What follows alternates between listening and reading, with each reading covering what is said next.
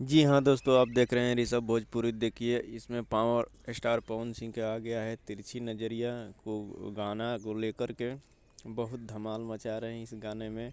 और आप लोग देखिए। और जो भी मेरे चैनल पर नए हैं और चैनल को सब्सक्राइब नहीं किए हैं तो चैनल को यार सब्सक्राइब कर लीजिए। और इस तरीके के नए ताज़ा ताज़ा खबरें मैं लेकर आता रहता हूँ इसे अपने चैनल पर। और हमें सपोर्ट कीजिए।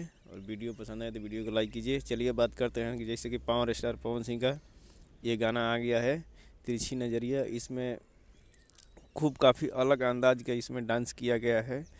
काफ़ी इंटरेस्टिंग है। देखिए आप लोगों को ये कुछ तस्वीरें मैं दिखा रहा हूँ।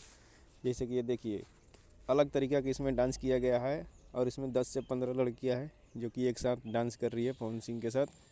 तो चलिए इसी साथ वीडियो को लेते हैं विदाई। और वीडियो पे अभी तक सब्सक्राइब नहीं किए हैं तो यार मेरे चैनल को सब्सक्राइब ज़रूर कर लीजिए। तब तक के लिए धन्यवाद। जय हिंद, जय भोजपुरी, जय भोजपुरी समाज।